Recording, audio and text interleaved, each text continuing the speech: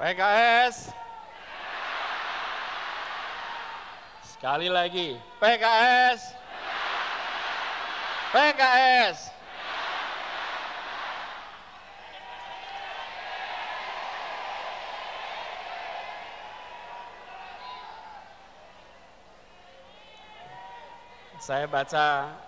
Saya baca pantun dulu boleh?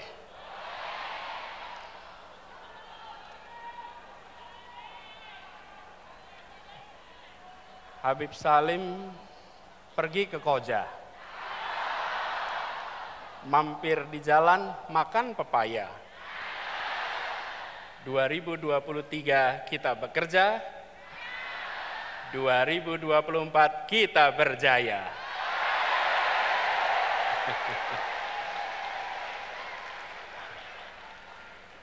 Lagi pantunnya? Lagi ya? Ustadz Saihu pergi ke Kemayoran. Pulangnya muter mampir ke Kemang. Bersama dengan koalisi perubahan, biiznillah kita pasti menang.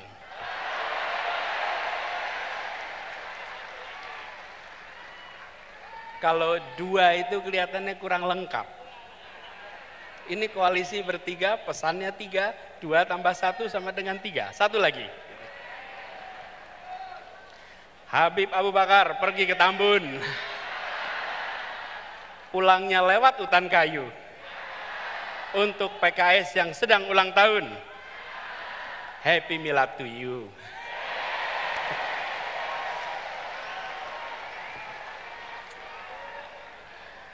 Yang saya hormati, yang kita hormati, yang kita muliakan orang tua kita, Wakil Presiden Republik Indonesia ke-10 dan ke-12, Bapak Muhammad Yusuf Kalla.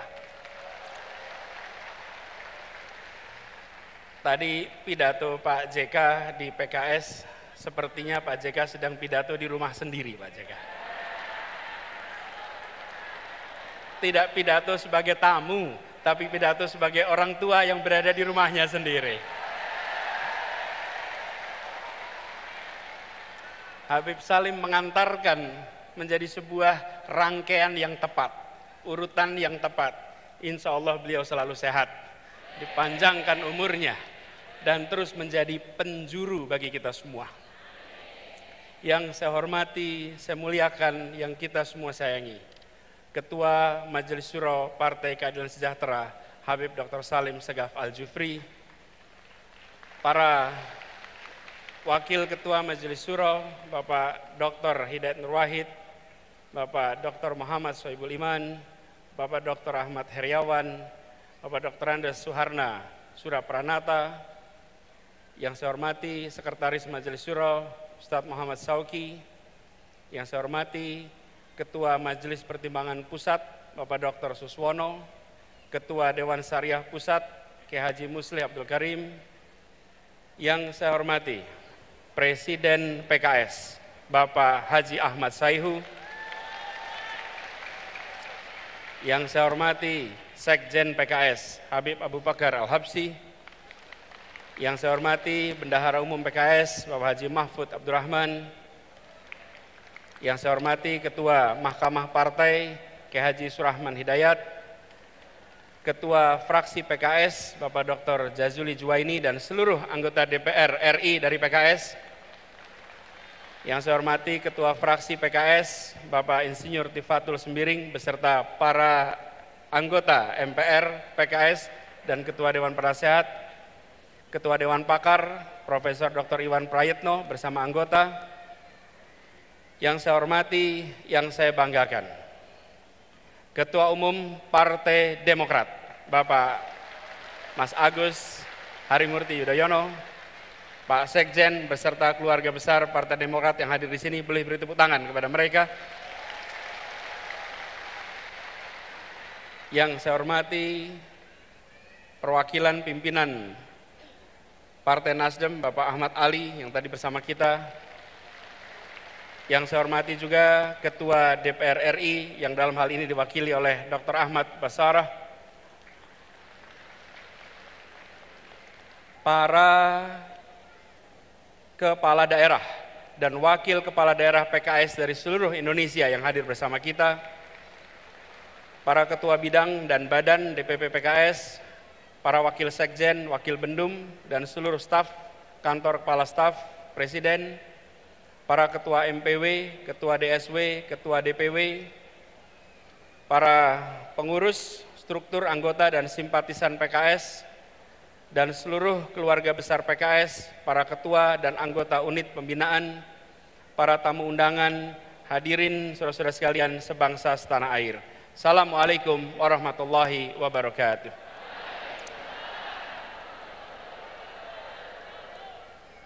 Alhamdulillah, kita bersyukur ya Allah Subhanahu wa Ta'ala, di sore yang cerah ini kita diberikan kesempatan untuk bersama-sama memperingati 21 tahun perjalanan PKS yang perjalanannya tadi diungkapkan berkali-kali. PKS telah menjadi salah satu partai yang bisa dijadikan teladan dalam berdemokrasi. PKS konsisten bahwa berdemokrasi memiliki dua peran. Ada masa berperan di dalam pemerintahan dan ada masa berperan di luar pemerintahan. PKS menjalankan itu dengan konsisten. Karena itulah ini bisa menjadi contoh. 21 tahun adalah masa yang pendek untuk usia sebuah organisasi. Masih panjang perjalanan ke depan. Mempesona ditulis hari ini itu penting. Tapi mempesona ketika ditulis para sejarawan itu jauh lebih penting. Dan PKS memberikan dokumen kepada para sejarawan nanti sebagai partai yang konsisten memainkan perannya ketika berada di dalam pemerintahan, kontributif, ketika di luar pemerintahan, konstruktif. Ini adalah satu peran yang luar biasa yang dimainkan oleh PKS. Dan peringatan kali ini seperti tadi disampaikan oleh Beb Abu, Pak Sekjen, bahwa seharusnya diselenggarakan April, tapi karena jadwal dan lain-lain jadi dilaksanakan di bulan Mei. Dan ini bersamaan, pilihannya adalah 20 Mei. 20 Mei ini bersamaan dengan 115 tahun momen kebangkitan nasional. Karena itu di dalam kesempatan ini izinkan kita juga menengok pada perjalanan bangsa.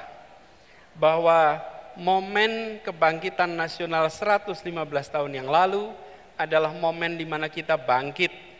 Perlawanan yang dulu lokal, yang dulu fisik, menjadi perjuangan yang terkoordinir dengan kekuatan intelektual, dengan kekuatan politis, dan memiliki identitas kebangsaan yang kuat. Momen kebangkitan nasional adalah awal dari perjuangan menuju kemerdekaan. 37 tahun kemudian kita meraih kemerdekaan. Dan ini adalah kesempatan hari ini untuk kita reflektif. Ketika kita bergerak ke depan di hari kebangkitan nasional, kita harus ingat bahwa kita pernah bangkit, tapi tidak ada jaminan bahwa bangkit itu artinya terus-menerus menjadi kuat. Bangsa-bangsa di seluruh dunia, ada masa mereka bangkit, membesar, ada masa mereka bangkit, pelan-pelan turun, bahkan gagal di berbagai tempat di seluruh dunia. Karena itu momen ini di saat ulang tahun PKS bersamaan dengan momen kebangkitan nasional, mari kita tengok bangsa ini harus bisa bangkit lebih kuat sambil kita lihat pelajaran dari bangsa-bangsa di seluruh dunia. Ribuan tahun sejarah sudah mencatat bangsa yang bangkit dan bangsa yang kemudian negara yang hilang. Ada sebuah buku berjudul Why Nations Fail, Mengapa Negara Gagal. Studi ini bukan studi teoritis, studi ini adalah mengumpulkan berbagai peristiwa, mengambil hikmahnya, apa yang harus kita perhatikan supaya kita terus bisa bangkit ke depan. Dan di antara tanda-tanda mengapa gagal, mengapa kemunduran adalah dua unsur utama. Institusi politik dan institusi ekonomi. Ketika institusi politik institusi ekonomi itu bersifat ekstraktif, memeras, maka pelan-pelan negaranya akan turun. Tapi kalau institusi ekonomi, institusi politik sifatnya inklusif, memberikan kesempatan setara kepada semua, pelan-pelan negara akan bangkit menjadi kuat, menjadi makin berkembang. Apakah institusi politik dan ekonomi yang bersifat memeras menyingkirkan atau bersifat inklusif memberikan kesempatan pada semua? Coba kita lihat satu-satu. Kita lihat institusi politik. Apa bedanya negara dengan institusi politik yang bersifat memeras, ekstraktif, menyingkirkan, dan yang bersifat inklusif atau melayani semua? Negara dengan institusi politik bersifat memeras, menyingkirkan, cenderung mengkonsolidasikan kekuatan, kewenangan pada satu pemimpin, pada satu grup, pada satu kelompok. Kekuasaannya tidak disebar dan dibagikan kepada semua. Negara dengan institusi politik yang memeras, menyingkirkan, memberikan kesempatan partisipasi yang terbatas, partisipasi yang terkendali. Bahkan mereka-mereka yang berbeda pikiran politiknya sering dipinggirkan dari arena. Negara dengan institusi politik yang memeras menyingkirkan ini sering tidak mengindahkan etika, sering tidak mengindahkan aturan hukum. Bahkan peraturan bisa ditekak-tekuk, bisa diterapkan setelah tebang pilih, dan seringkali dibuat hanya untuk menguntungkan mereka yang sedang berada di dalam lingkar kekuasaan. Mudah-mudahan tanda-tanda seperti ini tidak ada di negeri kita. Ada apa tidak? Ada yang merasakan? Jangan sampai ada. Karena itu tanda-tanda bukan menuju kesuksesan. Dan sebaliknya, negara dengan institusi politik yang bersifat melayani semua, yang menjunjung tinggi pilar demokrasi, yang memberikan kewenangan kepada cabang-cabang pemerintahan agar saling mengawasi, saling menyeimbangkan. Negara yang seperti ini akan kita saksikan tanpa konflik kepentingan. Misalnya, yang seperti ini tidak ada market player yang sekaligus regulator. Kalau pedagang, pedagang saja. Jangan pedagang sekaligus pejabat, sekaligus pembuat aturan. Apalagi membuat aturan yang terkait perdagangan yang dibuatnya. Dan juga tidak kemudian serba rangkap jabatan, apalagi rangkap jabatan yang bertumpuk-tumpuk. Juga memastikan meritokrasi berjalan dalam pemerintahan, bukan memberikan keistimewaan pada keluarga. Negara dengan institusi politik yang melayani ini cenderung menjunjung tinggi tegaknya rule of law. Sehingga yang dilakukan adalah memperkuat cabang-cabang hukum agar independen, agar terbebas dari intervensi politik, agar transparan dalam setiap pengambilan keputusan. Dan kalau kita saksikan, ini yang harus kita perkuat di Republik ini. Yang terakhir, negara dengan institusi politik yang inklusif, yang melayani, akan menjunjung tinggi kesempatan warga untuk menyuarakan pandangannya, pikirannya, aspirasinya, tanpa sedikit pun ada rasa takut. Negara yang inklusif adalah negara yang tidak baperan. Negara yang membuka ruang kepada kritik. Negara atau pemerintah memiliki kekuatan aparat, memiliki kekuatan anggaran, memiliki kekuatan media, memiliki bahkan kekuatan senjata. Yang dimiliki oleh rakyat adalah gagasan, aspirasi, dan kata-kata. Jangan sampai satu hal yang dimiliki oleh rakyat, kata-kata, itu pun dilarang untuk diartikulasikan. Izinkan kata-kata rakyat bisa muncul ke permukaan. Karena itu bila saat ini ada pasal-pasal yang dikenakan kepada mereka yang mengungkapkan pendapat, maka ke depan kita perlu justru pasal-pasal dalam undang-undang kita, dalam peraturan kita yang secara tegas dan eksplisit melarang persekusi atas kebebasan berpendapat. Jadi saya juga mengalami ketika tugas di Jakarta. Ketika berada di pemerintahan, maka kita menjadi kotak pos alamat keluhan dan kritik. Dan itu harus diterima sebagai it comes with the job. Ini adalah bagian dari pekerjaan. Tidak perlu dituntut, tidak perlu diprosekusi, dan itu juga yang telah kita sama-sama laksanakan di Jakarta. Tidak ada satupun yang dilaporkan dan diprosekusi. Hal lain adalah terkait dengan institusi ekonominya.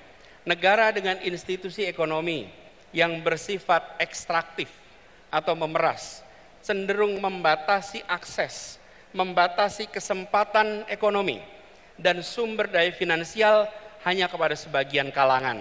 Mereka yang berada dalam lingkar kekuasaan saja, mereka yang dekat lingkar kekuasaan saja. Sementara mereka yang jauh, mereka yang tidak bersama, tidak mendapatkannya. Ini harus kita hindari. Harus dihadirkan transparansi dan pengawasan atas penyalahgunaan kekuasaan seperti ini. Dan tentu saja negara dengan institusi ekonomi yang bersifat melayani semua, sifatnya inklusif, adalah yang memberikan kesempatan terbuka, kesempatan yang lebar kepada semuanya. Dan langkah-langkah yang kita lakukan untuk menghadirkan ini adalah memastikan bahwa yang kecil bisa menjadi besar tanpa mengecilkan yang besar. Semangatnya adalah seperti tadi disampaikan, bahwa membesarkan yang kecil tanpa mengecilkan yang besar. Jadi bukan hanya bersifat ekstraktif, memberikan kesempatan pada yang besar untuk makin besar, tapi harus memastikan bahwa semua dapat kesempatan yang sama. Dan negara dengan institusi ekonomi yang bersifat ekstraktif ini cenderung abai pada pengembangan pelayanan publik dan pembangunan infrastruktur. Sebaliknya, yang inklusif cenderung untuk melayani semua. Kalau kita bicara infrastruktur, tadi sudah disampaikan juga, alhamdulillah kita lihat banyak pembangunan infrastruktur besar di zaman pemerintahan sekarang ini. Kita ambil contoh pembangunan jalan, tadi juga disampaikan pembangunan jalan. Media, ada tim jurnalis dari media Kata Data, ini mengumpulkan datanya. Izinkan saya kutip di sini. Pemerintahan kali ini berhasil membangun jalan tol terpanjang dibandingkan periode-periode sebelumnya. 63% dari seluruh jalan tol berbayar yang ada di Indonesia itu dibangun di era pemerintahan sekarang.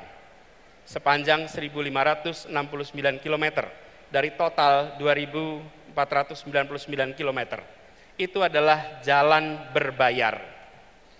Sedangkan jalan yang tak berbayar, yang digunakan oleh semua secara gratis, yang menghubungkan mobilitas penduduk dari sudut-sudut desa ke perkotaan, yang membawa produk-produk pertanian, produk perkebunan, produk perikanan dari sentra-sentra tempat mereka dihasilkan ke wilayah-wilayah pasar, baik jalan nasional, jalan provinsi ataupun jalan kabupaten, terbangun 19.000 km di pemerintahan ini. Kalau coba saya bandingkan dengan pemerintahan 10 tahun yang lalu. Di zaman Presiden Pak SBY, jalan tak berbayar yang dibangun adalah sepanjang 144.000 atau 7,5 kali lipat. Bila dibandingkan dengan jalan nasional, di pemerintahan ini membangun jalan nasional sepanjang 590 km. Di era 10 tahun sebelumnya 11.800 km. 20 kali lipat. Kita belum bicara mutu, kita belum bicara standar dan lain-lain. Kita bicara panjangnya. Kedua infrastruktur ini jelas diperlukan sama-sama. Tapi yang perlu kita perhatikan di sini adalah bahwa keberpihakan ketika bicara institusi ekonomi memberikan kesetaraan kesempatan kepada semuanya. Kita perlu memikirkan ke depan institusi yang inklusif, infrastruktur yang menunjang keseharian. Air saja misalnya, hari ini kita punya air di sini. Susenas 2019 menunjukkan 38% penduduk Indonesia menggunakan air dalam kemasan sebagai sumber air minum. Kalau itu pilihan tidak apa-apa, tapi kalau itu keterpaksaan, maka negara harus hadir menyediakan infrastruktur mikro kecil yang dirasakan oleh seluruh rumah tangga di Indonesia. Kalau kita lihat datanya, sumur ada 21%, pompa air 16%, pipa hanya 10%. Ke depan kita perlu membangun institusi ekonomi inklusif yang memang belum tentu megah untuk difoto, belum tentu menarik seperti jalan berbayar atau airport bandara yang megah, tapi air yang mengalir di tiap rumah tangga, infrastruktur mikro di tiap rumah tangga, itu akan memberikan rasa kebahagiaan bagi seluruh rakyat Indonesia. Infrastruktur yang bukan hanya untuk sebagian, tapi infrastruktur untuk semuanya. Kita ambil contoh yang dikerjakan sama-sama di Jakarta. Kepulauan Seribu selama berpuluh tahun adalah kepulauan yang tidak menjadi perhatian utama.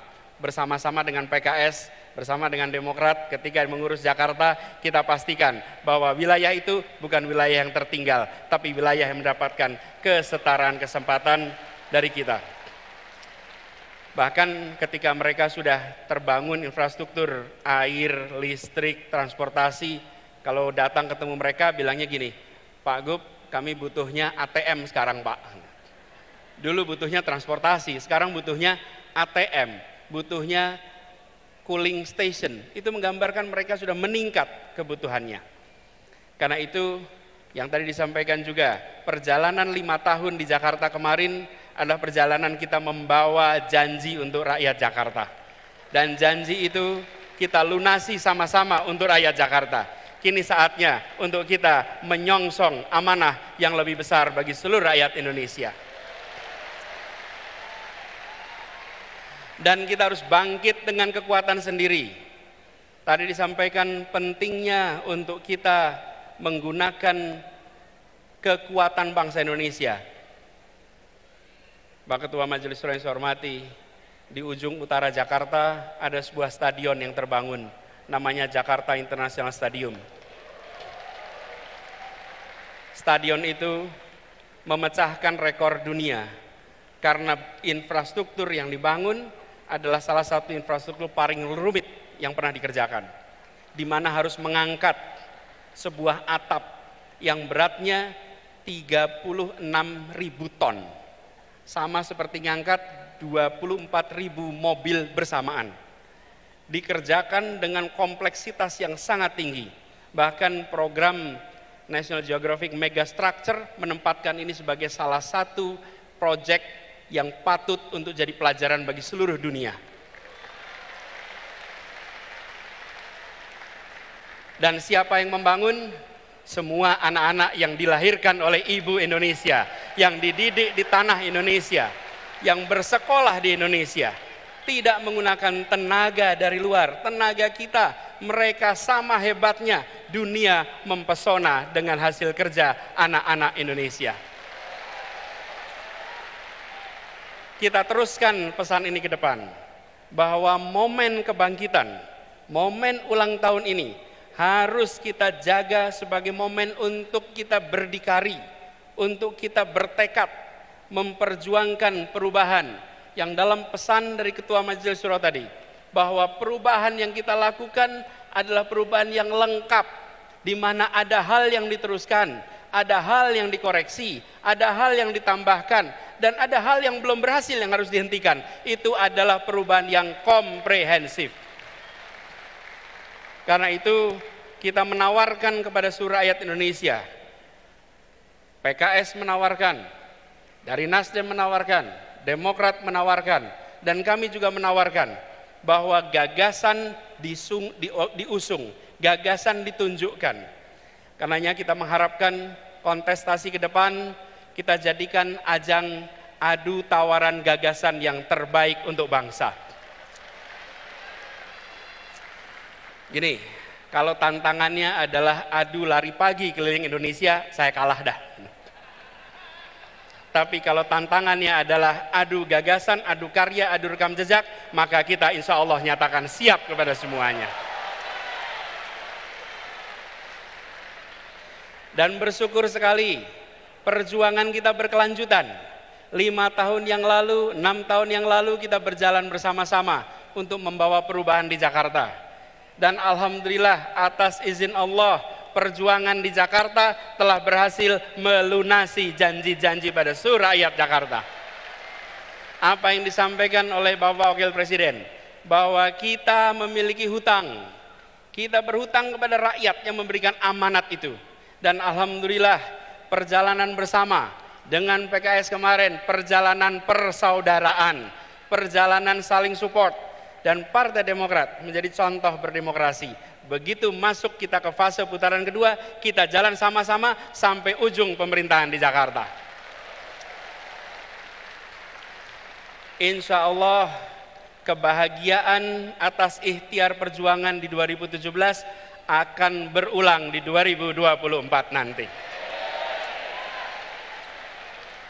Dan kita harus ingat bahwa PKS sebagai partai umat, sebagai partai yang merepresentasikan aspirasi dari segmen terbesar bicara tentang unsur pemeluk agama. Terus kita harus menjadi yang mengayomi, yang mengambil porsi besar untuk perubahan bangsa ini. Seperti tadi diingatkan, innallaha la yughayyiru ma biqaumin hatta yughayyiru ma bi anfusihim. Insya Allah kita pegang kalimat itu, bahwa kita ajak umat ini untuk mendorong perubahan. Bila umat berubah, bangsa berubah. Bila umat maju, bangsa menjadi maju. Sebarkan semangat ini, sebarkan ketulusan, dan dipesankan tadi oleh Ketua Majelis Syuro, jaga keikhlasan. Insya Allah kita selalu dekatkan dengan keikhlasan.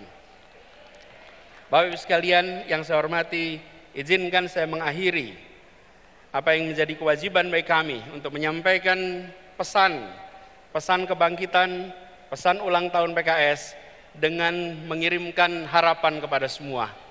Mari kita jaga perjalanan ke depan dengan menjaga persatuan, menjaga suasana kebersamaan.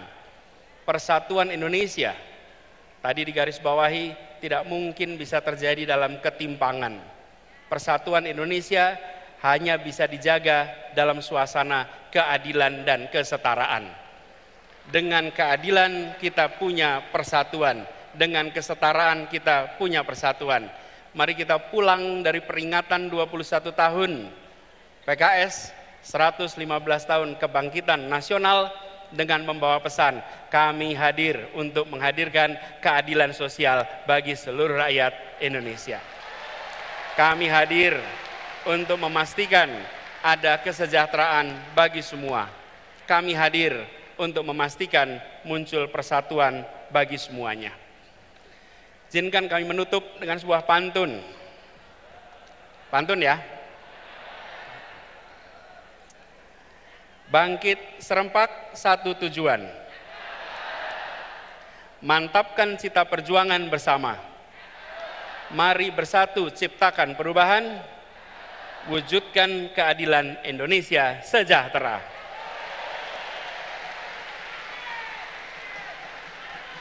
(21) bukan sekedar angka. PKS bukan sekedar konsonan. Perjuangan dan kerja jadi bukti nyata. PKS terus menjadi partai idaman. Terima kasih, kurang lebih mohon dimaafkan. Assalamualaikum warahmatullahi wabarakatuh.